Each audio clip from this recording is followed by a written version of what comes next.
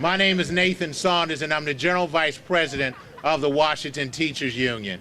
Today, I'm serving the end of my last term, and I'm also running for President of the Washington Teachers Union. George must go! George must go! George must go!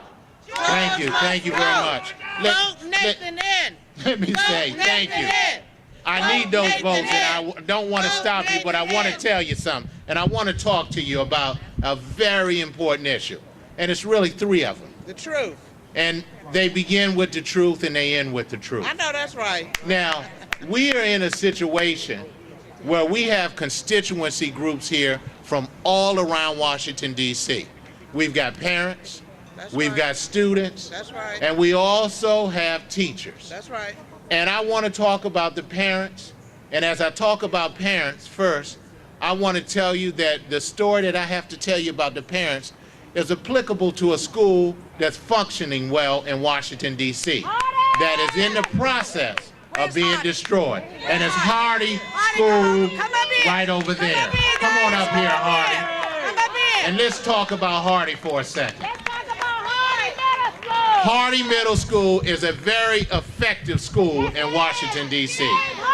And it is effective because these parents here and others are effective at being good custodians and good parents and teachers of their children. And in the process of doing that, they turn their young people over to teachers who continue that job daily. And as a result, they produce high-performing students. And they're high-performing students as well as high-performing human beings. And what's important is that last aspect. We educators, parents, and students are very concerned about young people getting an education, not young people being tested to death. And that's a problem. Now, the Hardy parents are forced into a situation where this D.C. Chancellor, Michelle Rhee, seeks to disband the real academic program at Hardy Middle School. And by disbanding that program, what she tears apart is a community and families who are concerned about progress and who statistically, morally, and ethically have been moving young people forward. And so, Hardy, I want to commend you and I want to thank you for being here, and I'm sure you're going to have an opportunity to speak. But the next group of individuals I want to speak about is a group of individuals who have been deeply hurt by this type of competition associated with Race to the Top. These individuals are good teachers, and as a result of being good teachers, they were, unbeknownst to them, riffed, is what they were called. But the truth is, they were wrongfully terminated. We were wrongfully terminated. And in the process of being wrongfully terminated, they were further victimized. And they were victimized by statements heard all around the country and all around the world. And the statements were made to suggest that they were child abusers and individuals who were distorted in some other fashions.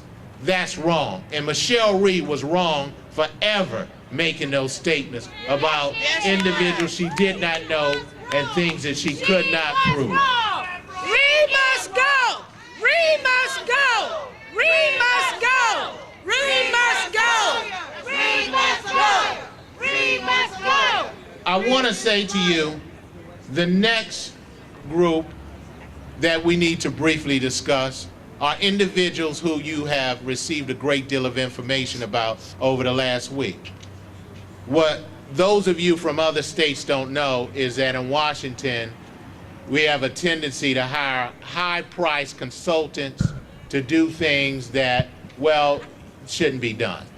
In this case, in an effort to get a teachers union contract passed with the D.C. government, this chancellor hired some high-priced talent, got some money from some people who she never should have been dealing with in the first place in order to carry out a government function. What needs to happen is, if a contract is good for teachers, teachers are intelligent enough to read it and make a decision. You don't have to spend millions of dollars to convince them. We read and we educate children every day, and we're competent enough to read a contract and know what's good. 103 pages. But what's happened here is this. The mayor and the chancellor and the current president came out, and the president of AFT this Wednesday, and talked about what a wonderful job they had done, and they saluted each other and patted each other on the back, and they told each other about how much they loved them, each other. The problem is they did not release the contract. Exactly. Well, I want to say to you, the contract is now released, and it is on the website of the Washington Teachers Union. Don't vote for it! And what I want to further say to you is that if you read the press package, you probably would have been in love with it. But if you read the contract, there are some problems with it. And I want to tell you about some of the problems that are with this contract. Okay. Everything that pertains to what this chancellor can do to you as a teacher is well defined and specified and drawn out, and it is as hard as Chinese mathematics. Now, where it comes to what is owed to teachers from management, it is very soft and flexible and pliable, and it uses words like could, might, should, and possibly. When it deals with what should happen, what she can do to you is very clear. She will fire you in 60 days. That's right. You understand? She will fire you in 60 days, period. Yes. Most importantly, when you read a whole bunch of the other tenets of mutual consent, teacher jails, when you hear some situations that deal with the obligations, they told you 20%, but what they did not tell you is that your percentage can be 0 in what you get, and what you must risk is 100% of your salary every single day. Let me say to you, in Article 40, I thought that this would be a complicated matter, but Article 40 makes it very clear. Many of you in reading that are familiar with DC thought that, well, it's a lot of protections. Our chief financial officer, Natwar Gandhi, will have to approve this, and the money is guaranteed. No, it's Our not. city council will review this, and they will protect the interests of the residents, and they will protect the interests of the citizens and the children.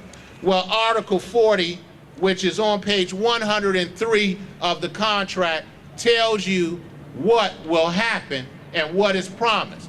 It is not the it's not the press package. When you go to court, you don't take the press package, you take the contract. That's right. The court is asked to enforce the contract, not the press conference. And I want to read to you Article 40, which states sufficient funds. 40.1. Now, all of us in this audience are not lawyers, but we got real good common sense. All right. And 40.1 says that the parties agree that all provisions of this agreement are subject to the availability of funds. Now, let me further help you understand the nature of Washington, D.C. Today, we have a $500 million deficit. Today. I don't think that funds are available in Washington, D.C. Today. Let me read to you 40.2. Nothing in this agreement shall be construed as a promise that Congress and the D.C. Council or any organization shall appropriate sufficient funds to meet the obligations set forth in this agreement. So what does this mean after all? It means nothing. It means absolutely nothing. This is the part that they did not include in the press You package. have got to wrap this. It is important that you focus on the rights that you lose, the rights that you must take seriously, and the rights of your fellow teachers in classes and day to day. Parents want empowered teachers teaching their children to become empowered. The children need empowered teachers representing their interests when parents are not there on a daily basis. Let's work together. Let's keep the fight strong, and let's move it forward. Thank you very much.